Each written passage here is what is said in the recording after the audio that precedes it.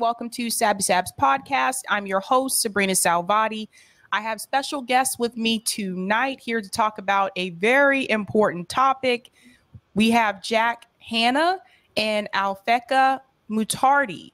And I'm going to let both of you introduce yourself and your organization. So let's go ahead and start with Jack. Hello, everyone. And Sabrina, thank you so much for having us today. My name is Jack Hanna. I'm a retired attorney of 40 years, originally from Pennsylvania, where I was involved with the Democratic State Committee there for 30 years, having served as its treasurer for 4 years and its chair for 6 months, until 4 years ago when I moved to Portland, Oregon, joined the Democratic Party here. Originally was a Warren supporter, but ended up a Biden delegate to the convention, and I'm on the board for the Coalition of a National Infrastructure Bank. And great to be here. Awesome. Alfeka? Great. Thank you very much for having us. It's wonderful to be here. My name is Alfeka Mutardi, and I am a macroeconomist. I worked for 25 years at the International Monetary Fund.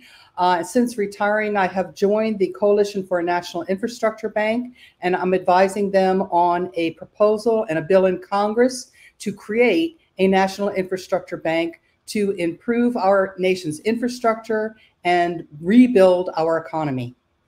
Awesome. Thank both of you for coming on. We have a whole presentation prepared here. Before we get started, can you please explain to everyone the difference between a public bank and the current banking system that most of us utilize today? Great. That's a great question.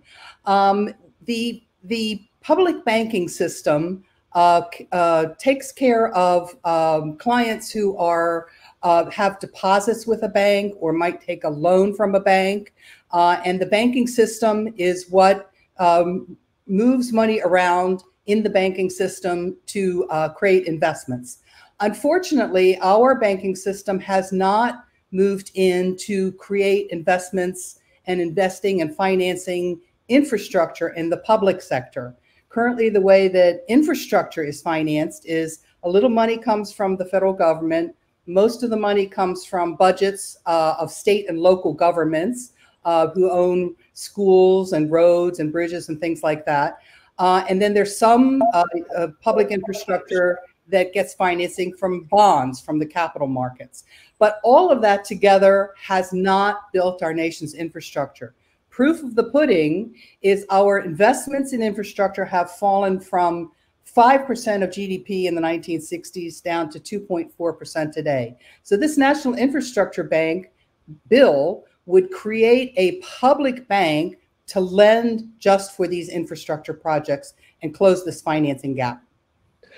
And Sabrina, if I might add, this has been employed by our country in the past 4 times, each time of which it has been successful and made money.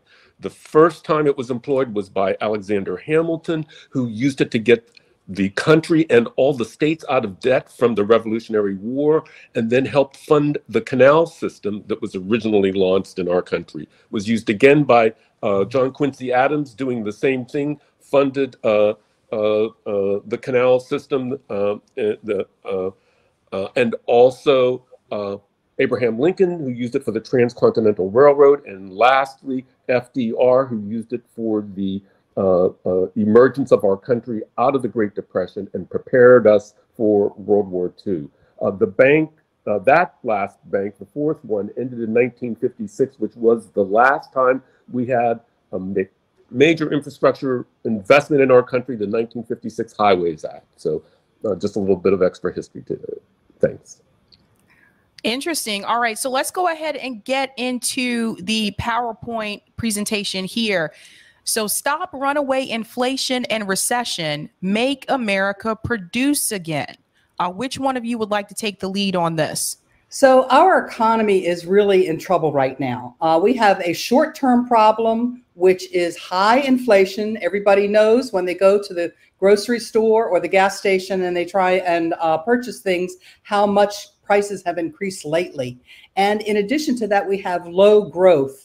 And we could have a recession coming because the Federal Reserve is now going to clamp down on the money supply in order to stop this runaway inflation. And if we slip into a recession, it could even bring on a banking crisis as well. But, you know, it doesn't have to be this Sophie's choice. Either we have low growth and high inflation, or we slip into a recession. There is a third alternative, and that is to create a national infrastructure bank, which will spend on infrastructure investments and then create more demand in the economy to pull us out of a recession and hire anybody that might become unemployed as a result of a recession. That's the same thing that the Reconstruction Finance Corporation did in the past that Jack was just referring to. So, awesome. So if you could go to the next slide. And the other beauty about this bank is it only invests into the real sector. One aspect I forgot to mention about our economy and our banking system is that it has mostly gone to give loans to financialization. That is building derivatives and betting on the stock market and all these things in the financial sector that are not really investing in the real sector. But a national infrastructure bank would direct all of its lending into the real sector, create millions of new great paying jobs, put people into great paying jobs, and then promote our economic growth and economy. So this bill that is now in Congress, H.R. 3339, is called the National Infrastructure Bank Act of 2021. And what it would do would be to create a $5 trillion public bank to lend for infrastructure projects all across the country. And as I said, the reason we need a public bank is the regular banking system is not doing the job.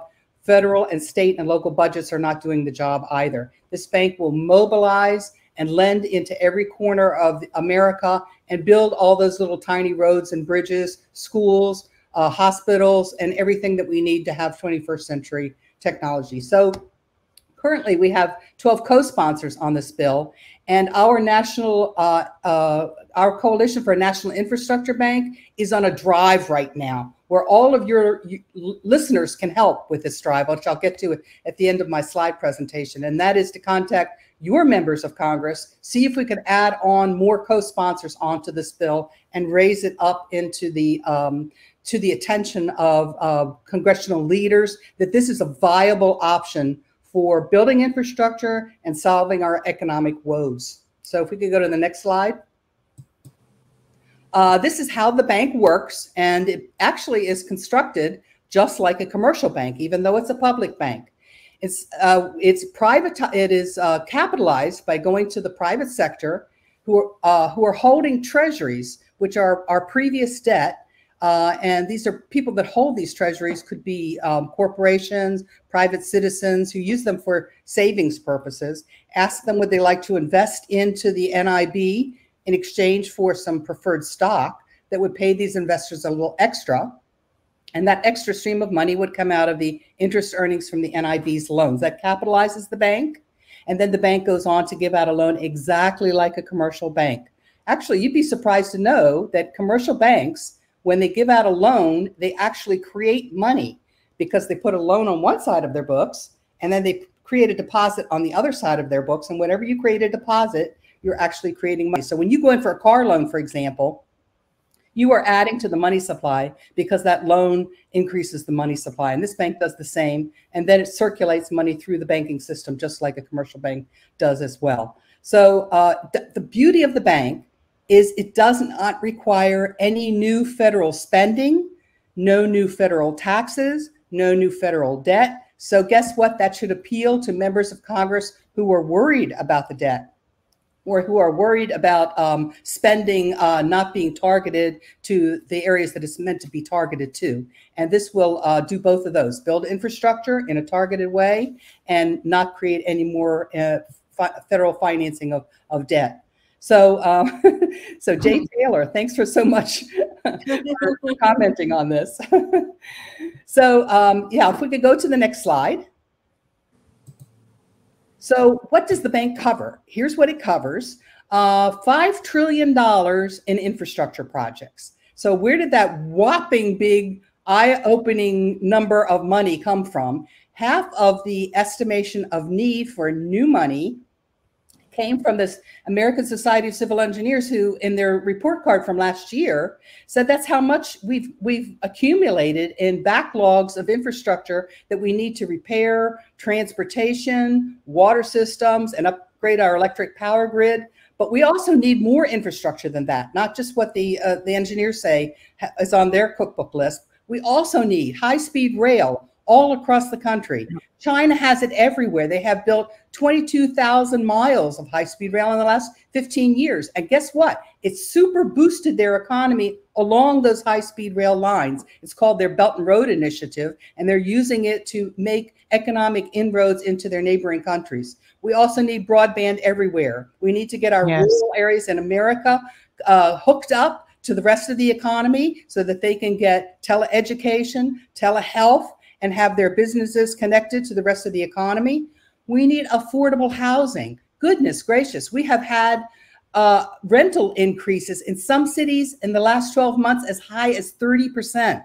A big chunk of our population has become housing insecure. They have no place to live, or they're about to be evicted from their place of, they can't afford to either put food on the table or pay their rent or pay their water bills, which could also get them evicted. So we need absolutely a minimum 7 million new affordable housing units targeted to this segment of the population that needs them the most. That is people whose earnings are below 30% below the average median income in their area. And this bank finances all of that affordable housing. And then we need large-scale water projects to address drought in the Southwest, where we grow half of our nation's food supply. If we don't take care of drought down there, we're going to have higher food prices all across America. We have a picture in our latest newsletter of the poor farmer in California plowing up his organic asparagus because he has no water to irrigate his crops. That's an absolute necessity for us to take care of as well. So if we could go to the next slide. One thing I want to just mention really quick, for everyone watching, remember that infrastructure bill? This is what I was saying before. Like, if you look at what, and Alfeka just pointed out, even what the engineers suggest still isn't enough. If you looked at what was suggested by the American Society of Civil Engineers, it was more than the amount that was presented in the original infrastructure bill. But the fact that some of these things you can get, done just by having a national infrastructure bank, a public bank, how many people knew about that? I didn't know about that until Roger Meadows reached out to me. So this is really interesting.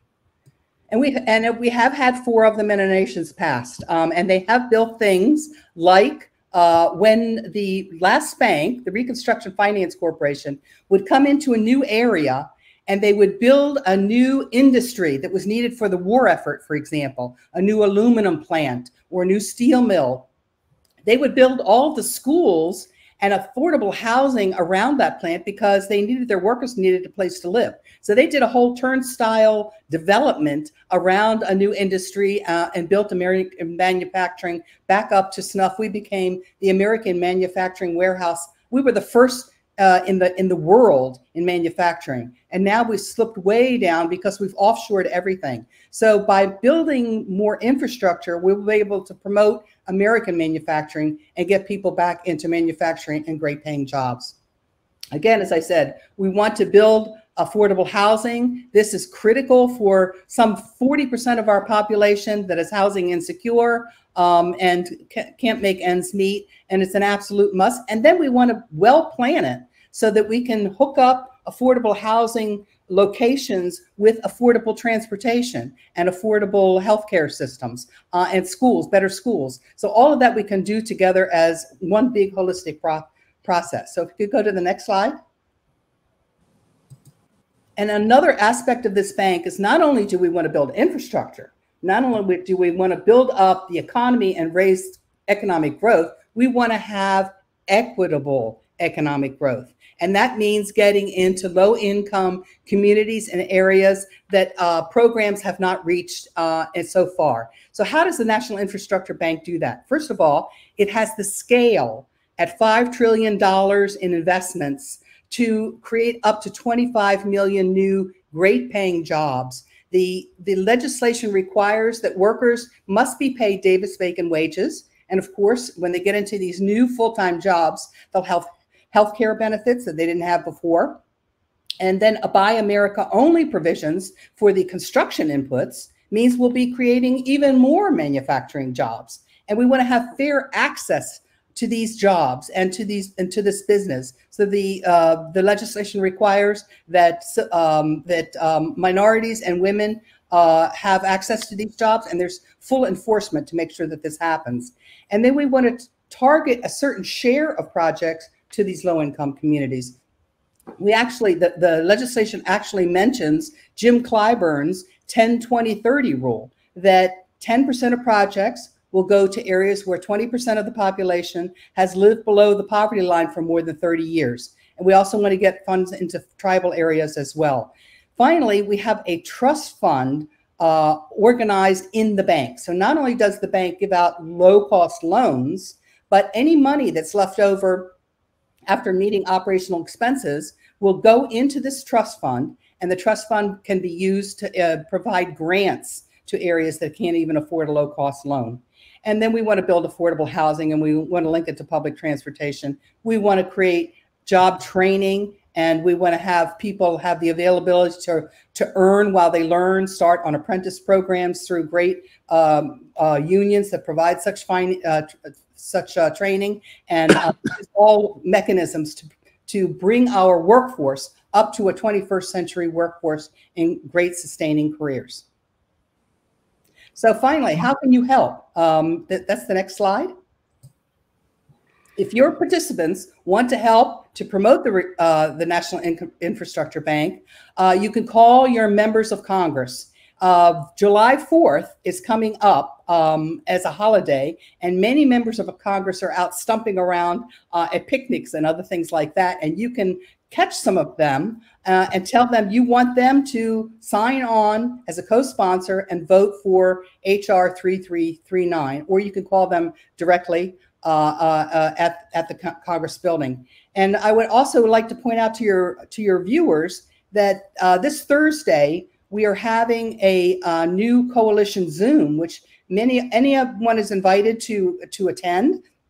You could go on to our website at nibcoalition.com to register and get a link for the showing, and we'll explain to you how grassroots groups of people have come together in all states: Washington, New Mexico, Pennsylvania, New Jersey. They've gotten legislation passed through their House legislatures, and they've used all those legislatures to go to their members of Congress to ask them to sign on to the bill. And this sort of methodology for promoting a bill from the bottom up is really, really working. So you're all invited. Thank you. Interesting. We actually have a ballot measure here in Massachusetts that will be on our November ballots for a public bank here in Massachusetts. So more and more word is getting out about this, especially like Roger Meadows has been a big advocate for like public banks. He's educated me a lot, but the word is getting out there. And I think, I appreciate you guys coming on to explain this and talk about this as well. It's really interesting to see how many things can be done with a national public bank. Like, I was not aware of the infrastructure issues until like I received the PowerPoint, and that's when I realized like, whoa, like I didn't realize they could do all of that. So these are things that we really need to be pushing for. And Jack, I'm sure, has some many ideas to add on as well. Go ahead, Jack. I just want to add, first of all, Sabrina, a national infrastructure bank will be able to partner with state public banks, and also the efforts that are going on not only in Massachusetts, but New York State, New Jersey, Philadelphia just organized one for the city. New Mexico has an effort. California has already passed legislation. Washington has a bill, and here in Oregon, we're about to launch an effort for Oregon. So, and the idea would be the national bank would partner with the state ones. One of the few things that I want to mention to your viewers is we are in an international economic competition with the world. And at this point in time, our economy has numerous inefficiencies because we've not invested in our infrastructure, which creates the efficiencies that you need to have productivity be successful. Our investment in our infrastructure, as Alphecca mentioned earlier, as far as our gross domestic product is concerned is 2.4%. European Economic Community, 4.4%. China is 8.4%. We are being out-invested as far as our infrastructure is concerned, number one. Number two, we start off already way behind. We have not invested in our infrastructure since the 1950s and 60s, maybe even up into the 70s. So if we're going to win this competition and battle as far as international economy is concerned, economics are concerned, we must have a first-rate infrastructure. And guess what? The European Economic Community and China employs the same technique as this bank. They have copied it from us, and they have been successful in their efforts by employing this economic technique while we languish behind and watch them eat our lunch. This can no longer continue. We have the challenges that you have described in Alphecca as far as broadband is concerned, greening our economy, having our transportation system electrify, the housing crisis that we have, our water crisis that we have, lead water pipes throughout several cities throughout the country, and the crisis that's emerging more and more so in the Southwest, where we grow half of our food and they don't have enough water for their crops. This is a crisis. Number one, that's the economic piece. Let me just add the political piece. You know, we are in gridlock, and it's going to continue. We have lost our way. We do not have a common vision with regard to our country that we need to find it in order to unify and in order to be successful. A bank that promotes the economic interests of the country, not only in red states, but blue states, not only in urban areas, but rural areas, is a common vision that we can unite behind.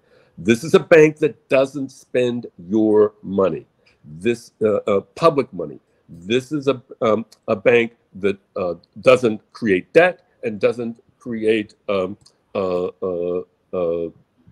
more taxes. So it solves many of the problems that we face to get us off of dead center and going forward. And it emphasizes job creation. And so it's not money that just goes out the window and is spent once and doesn't have any consequences. You know, each dollar that's spent on these kinds of infrastructure developments produces $3 to $7 or $8 back as far as efficiency is concerned. This helps stimulate the economy and does it in a way that doesn't create inflation. And the reason and why that is the case is it creates economic efficiencies and productivity, which lowers inflation. So this is a panacea for what challenges we face in the future, and I urge everyone to support it. We've been developing a grassroots support throughout the entire country, labor unions, local governments. We have Republicans supporting it. We have Democrats supporting it. People that are not involved with politics like it, and with good reason. Thank you. Yeah, I was going to say, I think that when we talk about like infrastructure, if we don't fix and improve, and I use both of those because we need to do both. If we don't fix and improve our infrastructure, that is actually going to cost us jobs in the United States. So the American Society of Civil Engineers, they've already warned us about that. So it's really important that we actually do get a handle on that. Yes. Our growth can go backwards. All it's going to take is for the electric grid to go down. Just look what happened in Texas when they had a freeze. And our grid all nationwide is very, very vulnerable. And that's just one area. A bridge goes down. The one that cracked between Kentucky and Tennessee had to be rerouted, and all those trucks had to go around a different way. And that just pulls down the economy because when trucks are not moving, then the economy's not moving. So there's so much to be done. And, you know, we need to take care of our people too. This is an absolute must. I mean, we can do both. We can grow businesses. We can take care of our workers. We can put them into great paying jobs, and we can make and produce again. And we got ourselves into this position by our policies that offshored everything, and we can reverse engineer that and build the economy and build it equitably at the same time. Sabrina, I want to add one more point to the comment that you made about delayed repair and investments. That we have numbers on that, and they're astronomical for each year that we delay making the investments that we need for our infrastructure. That deteriorates, and it ends up costing us 5 and 10 times more in only a few years. That's why it's not smart to avoid this problem and continue sticking our head in the sand while we have a crisis that's more and more emerging, even much more now because we're facing a potential recession.